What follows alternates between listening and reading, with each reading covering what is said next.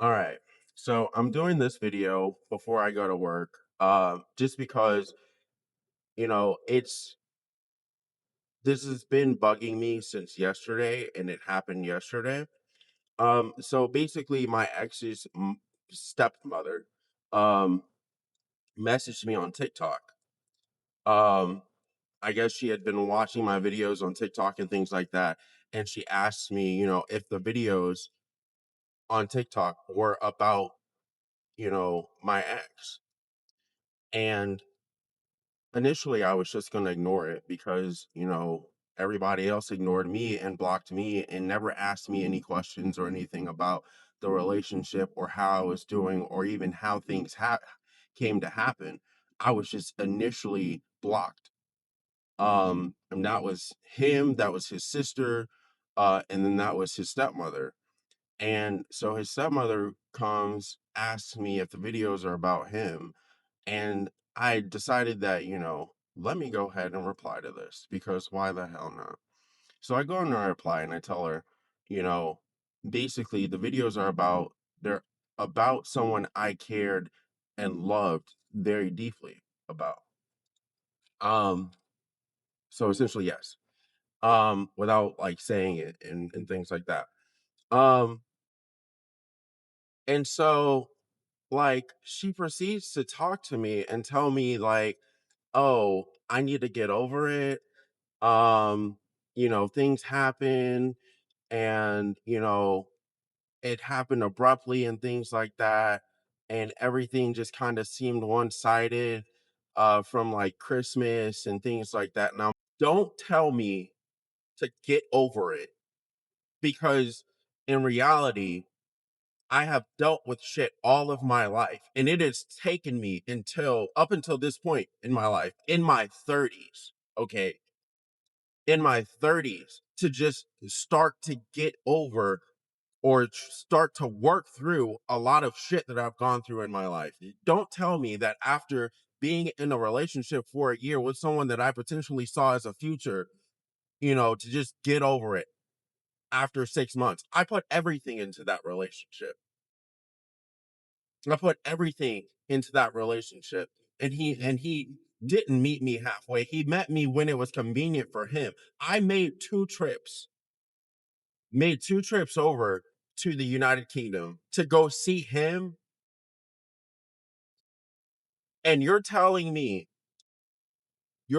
you're telling me to just get over the fact that, oh yeah, it happened, it's over. I went through all sorts of hell.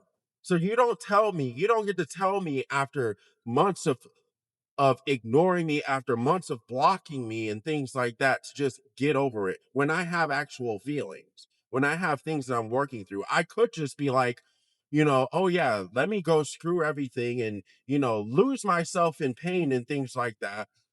Um, and hope for the best afterwards, like your son is probably doing. I don't know, because it doesn't seem that he was ever able to tune in or hone into his feelings or his emotions or even work through shit. He would always just avoid everything. So don't tell me to just get over it, because the alternative is that I could just, do everything else and be in that dark place, when right now I'm not in a dark place. I have moments where, you know, I feel things about the past and things like that, but they're just moments. And then I live through those moments. I let my feelings be the way that they are, and then I eventually heal from them. But I'm not just going to get over being used, abused. I'm not going to get over, you know, all of the pain and the suffering that I went through in that relationship. Now, okay, mind you, so Christmas time was very hard for me. It's been a very hard time of the year for me every year because of things that has happened in my family and things that's happened to me.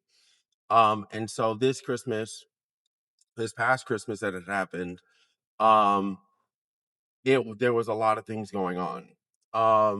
And a lot of what was going on was a lot of what I was dealing with my ex, and it was, his unfaithfulness and cheating throughout the relationship. Okay, it was um not feeling wanted or enough by him, and just all of these different things that had happened.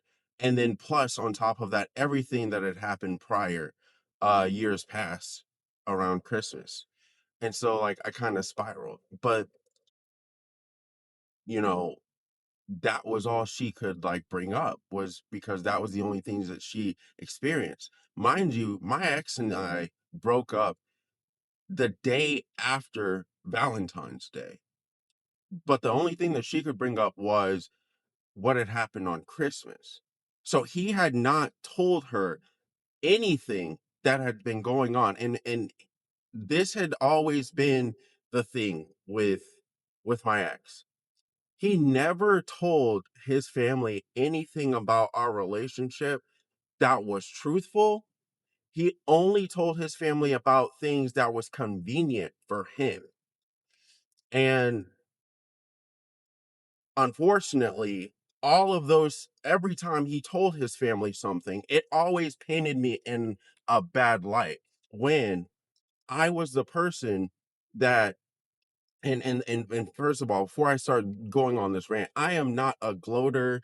I don't I don't like to just, do things just for people to, you know, to acknowledge that I've done things. I'm not that way. If I love you and I say I love you, I got you. 1,000%. And that was the case throughout our relationship. Our relationship, he could come to me and ask me for anything, and I had him, and he knew that. He would ask me for money. He would ask me to help him with like resumes and creating resumes. He would help me with he would ask me to help him with things pertaining to work. When I caught him cheating on me on Grinder multiple times, you know, and I told him, this is not the way I want this relationship to be and things like that, and explain that to him, and I told him, hey, if you have, like the need or want to go on Grinder and things like that, let me know.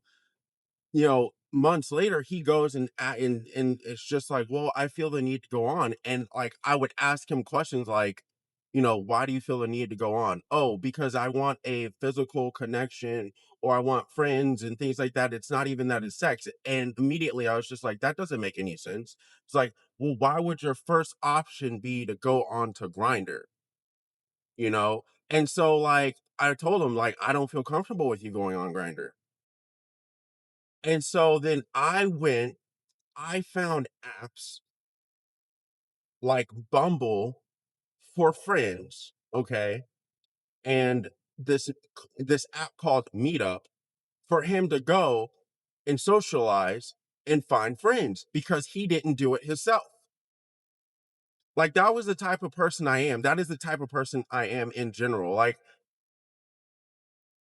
if you come to me with a problem or something like that, I'm going to like find ways. Like I wanted him to enjoy life. I wanted him to do all these things and things like that. Like I had his back.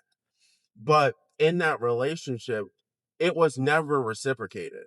He never had my back. He never created a safe space for me. He never did any of these things. And he told his family all kinds of different things about me in this relationship, um that were just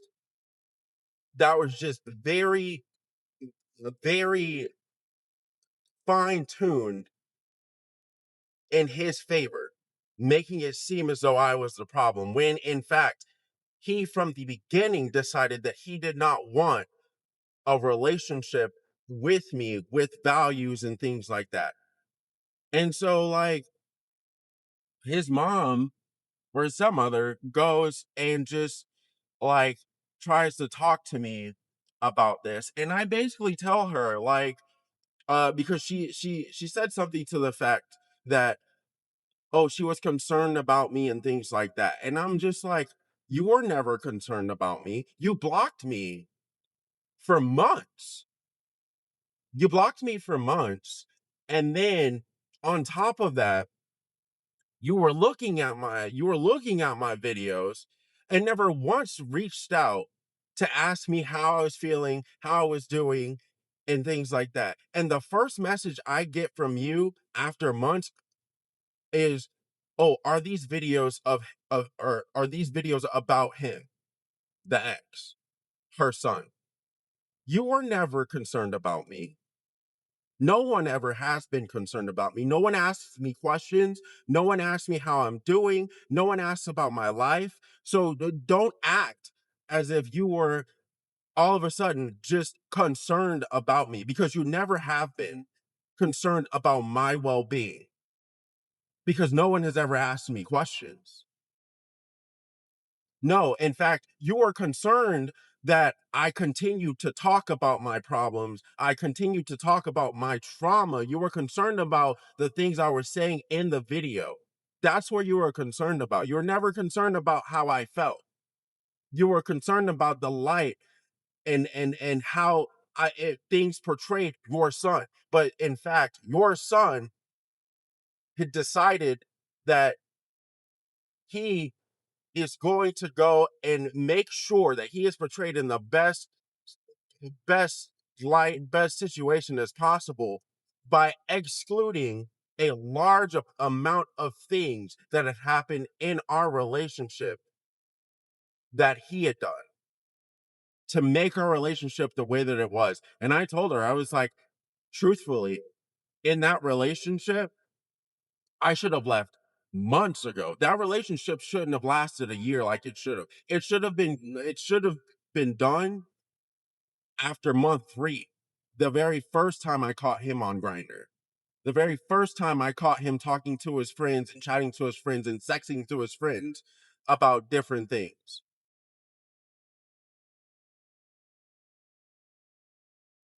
But that's just something I have to live with.